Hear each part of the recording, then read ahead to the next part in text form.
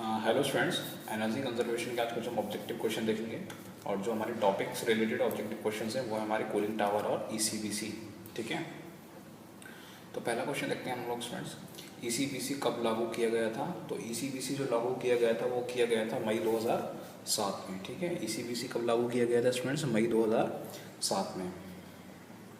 मई 2017 तक कितने प्रदेशों में ईसीबीसी लागू किया गया था?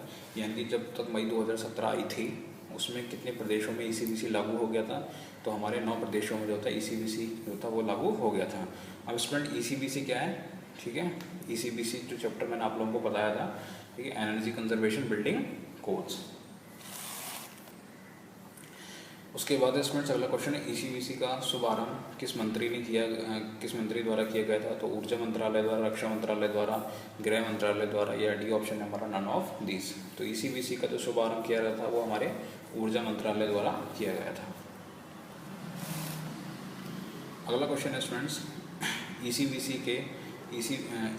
के सफल अनुपालन में वर्ष 2030 तक कितनी इकाइयों की ऊर्जा की बचत हो सकती है? यानी कि अगर हम लोग क्या कर सकते हैं, ईसीबीसी जो हमारा एनर्जी कंजर्वेशन बिल्डिंग कोड है, अगर उसका हमने अच्छे तरीके से उन रूल्स को फॉलो किया जो ईसीबीसी ने अपनी गाइडलाइन जारी की है, उन रूल्स को अगर हम लोग प्रॉपरली फॉलो करते रहे, ठीक है, तो 2030 तक हम लोग अपनी कितनी ऊर्जा का, कितनी एनर्जी को अपने कंजर्व कर सकते हैं। ठीक है, ठीक है स्टूडेंट। तो पहला ऑप्शन है 300, 400, 800, 600।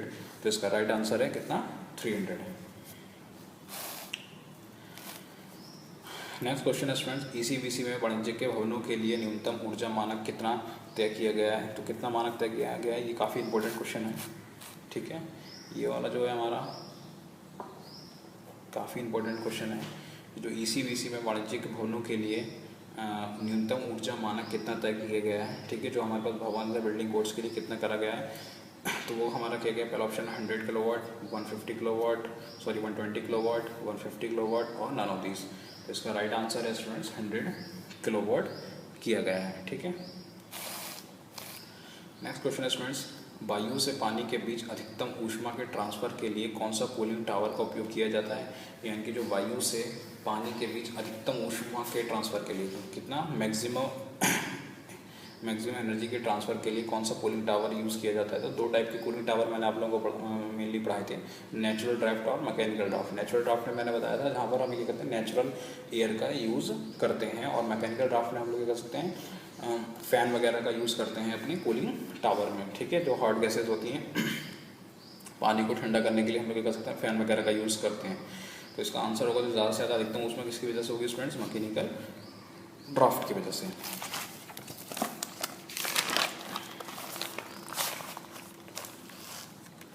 नेक्स्ट क्वेश्चन है स्टूडेंट्स, कूलिंग टावर के प्रदूषण के लिए इंडिकेटर है, यानी कि जो कूलिंग टावर के प्रदूषण के लिए कौन सा इंडिकेटर यूज़ होता है हमारा? तो वो होता है हमारा अप्रोच। ठीक है, रेंज यूज़ नहीं होता है, याद रखिएगा, वो हमारा होता है अप्रोच यूज़ होता है।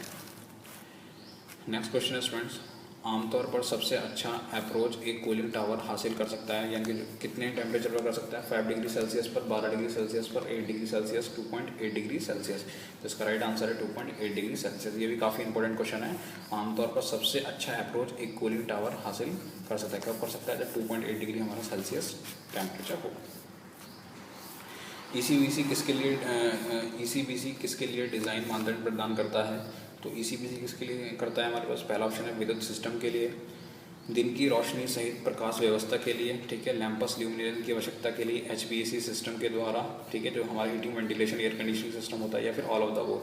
तो ईसीबीसी एक्ट क्या होता है? इन सभी में ही क्या करता है हमारे पास जो रूल्स होते हैं, जो मानदंड प्रदान करता है। ठीक है, वो इलेक्ट्रिसिटी के लिए भी मानदंड प्रदान करता है, घरों में कितनी रोशनी आ रही है प्रकाश से उसके लिए भी करता है, घरों में कितने एसी किस हिसाब से चल रहे हैं, किस हिसाब से वेंटिलेशन सिस्टम है, ठीक है, किस हिसाब से हीटिंग का यूज, जो हीटिंग अप्लाइंसेज है उनका यूज़ हो रहा है।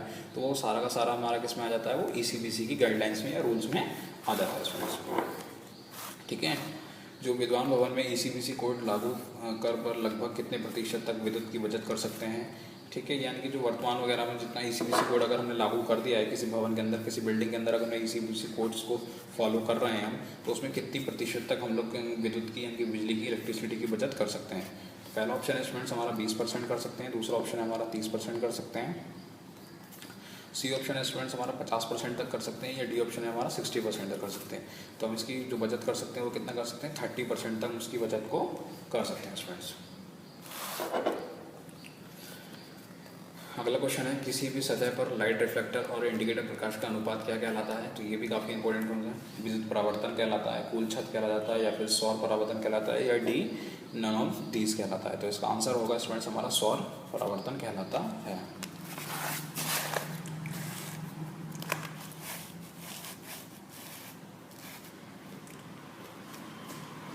ठीक है स्टूडेंट्स, तो ये जो ऑब्जेक्टिव हमारे क्वेश्चन चल रहे हैं ये हमारे बेसिकली ईसीबीसी चैप्टर के ऊपर पढ़ना है। तो जिन लोगों को ईसीबीसी चैप्टर देखना है वो मेरी वीडियोस में जो लेक्चर्स अपलोड किए गए हैं उन लेक्चर्स को एक बार वो देख लें, उससे आप लोग को ईसीबीसी अब थोड़ा समझ में आ जाएगा। और उसके बाद इन ऑब्जेक्टिव क्वेश्चंस को वो प्रिपेयर करें, और साथ में कुछ क्वेश्चंस अलग से भी प्रिपेयर अपना कर सकते हैं। क्रॉस वेंटिलेशन का अर्थ है, ठीक है, क्रॉस वेंटिलेशन का क्या अर्थ है, इमारत के आवरण में पूरे भवन में रोशनी की आवाजाही की अनुमति देनी चाहिए, या इमारत के आवरण में पूरे भवन की हवा की आवाजाही की अनुमति देना, या बोथ ए एंड बी, या फिर डी नन ऑफ दीज।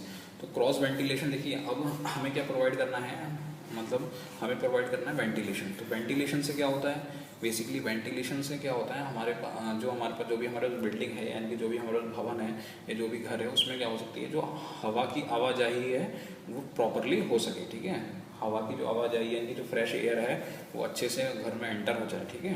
तो उसके लिए जो बी ऑप्शन होगा वो होगा, क्योंकि इमारत के आवरण में पूरे भवन में हवा की आवाजाही की अनुमति देनी चाहिए। तो ये हमारा राइट ऑप्शन हो जाएगा। नेक्स्ट स्टूडेंट्स, कूल रूफ की छतें में है, तो कूल रूफ की जो सतह में है, कूल रूफ में क्या होता है, हमारे पास उच्च सौर परावर्तन होता है, एक उच्च उत्सर्जन होता है, या both A and B none of these. तो इसमें दोनों ही होते हैं, उच्च सौर परावर्तन भी होता है, साथ में एक उच्च उत्सर्जन भी होता है, एब्जॉर्प्शन भी, रिफ्लेक्शन एब्जॉर्प्शन दोनों ही होते हैं स्टूडेंट्स, ठीक है।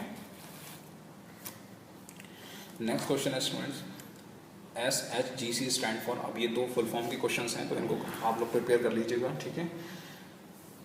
SHGS स्टैंड फॉर, तो H फॉर सोलर, ठीक है, H का मतलब होता है सोलर स्टूडेंट्स, H का मतलब होता है हीट, G का मतलब होता है गेन, और S का मतलब होता है कोफिशिएंट, ठीक है। सोलर हीट गेन कोफिशिएंट हमारा ऐसे, क्योंकि ज़्यादा से ज़्यादा फुल फॉर्म आने के आपके चांसेस रहते हैं। ASME स्टैंड फॉर, तो ASME स्टैंड फॉर क्या करती है, American society of mechanical engineers, ठीक है। ASME stand for American society of mechanical engineers. Next question students, cooling tower dash के करीब परिसंचरण पानी के तापमान को कम करता है। तो पहला शुष्क बल्ब तापमान को, परिवेश आर्द्र बल्ब तापमान को, ठीक है, हमारा ओश बिंदु तापमान को, और डी हमारा नन ऑफ दीज। तो इसका परिवेश आर्द्र बल्ब तापमान को वो करता है।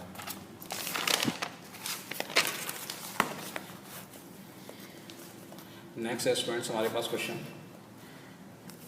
नंबर 17, शीतलन टावर से जुड़े संयंत्र या प्रक्रिया में जो ऑपरेटिंग तापमान, ठीक है, ऑपरेटिंग तापमान स्तर निम्न द्वारा निर्धारित किया जाता है। तो किसके द्वारा किया जाता है स्टूडेंट्स, तो शुष्क बल्ब तापमान द्वारा, अर्ध बल्ब तापमान द्वारा, प्रक्रिया से गर्म पानी के तापमान द्वारा, या ठंडे पानी के तापमान की प्रक्रिया में। तो इसका राइट ऑप्शन है स्टूडेंट्स प्रक्रिया से गर्म पानी का तापमान हमारा।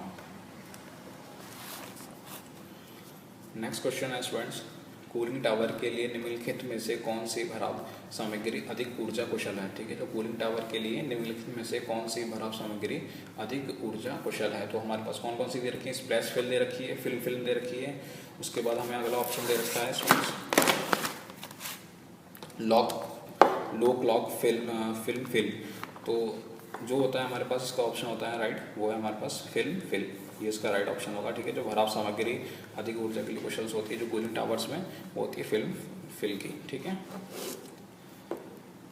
नेक्स्ट क्वेश्चन है स्टूडेंट्स हमारा, कूलिंग में L/G का अनुपात है, यानी कि डैश अनुपात है। तो L/G किसका अनुपात है हमारा, तो पहला ऑप्शन देखते हैं हम लोग से, लंबाई और परिधि का, लंबाई और तापमान का, जल प्रवाह दर और वायु द्रव्यमान प्रवाह दर, या डी हमारा ऑप्शन है नन ऑफ दीज स्टूडेंट्स, ठीक है। तो इसका राइट आंसर होगा हमारा जल प्रवाह दर और वायु द्रव्यमान प्रवाह दर, जो होगा हमारे पास कूलिंग में L/G का अनुपात होता है। नेक्स्ट क्वेश्चन स्टूडेंट, साधारण 100 वाट के बल्ब के स्थान पर CFL का प्रयोग करके कितनी ऊर्जा को बचत कर सकते हैं। तो ये हमारा किसका क्वेश्चन हो गया, चैप्टर का ECBC का क्वेश्चन हो गया, ठीक है। इससे पहले वाला क्वेश्चन किसका था, हमारा कूलिंग टावर का था। तो वो ECBC में ये पूछ रहा है, जब मैंने ECBC आप लोगों को पढ़ाया था तो उसमें भी उन लेक्चर्स में भी मैंने आप लोगों को बताया था कि किस तरीके से हम लोग अगर बल्ब की जगह CFL का यूज़ करते हैं, ठीक है, तो उससे हमारी कहीं ना कहीं क्या होती है, इलेक्ट्रिसिटी की बचत होती है, यानी कि इलेक्ट्रिसिटी का कंजप्शन क्या होता है, वो कम होता है। तो पहला ऑप्शन है 25 से 30%, दूसरा ऑप्शन है 75 से 80%। ये ऑप्शन स्टूडेंट्स अलग, दोनों ही ऑप्शन सेम हो गए। तो इसका राइट आंसर है वैसे 75 से 80%, और डी है हमारे पास 80 से 95%। तो इसका स्टूडेंट्स कर लेना आप लोग, ये हमारा 65, ये अप्रॉक्स मेरे हिसाब से होगा 45 से होगा स्टूडेंट्स, ठीक है, 45 से 60% तक लगभग होगा। तो इसका राइट आंसर होगा हमारे 75 से 80% तक हम लोग कर सकते हैं, अगर हम एक 100 पार्ट केबल की जगह किसका यूज़ करें, इस्तेमाल करें, CFL का यूज़ करें स्टूडेंट्स। तो थैंक यू स्टूडेंट्स।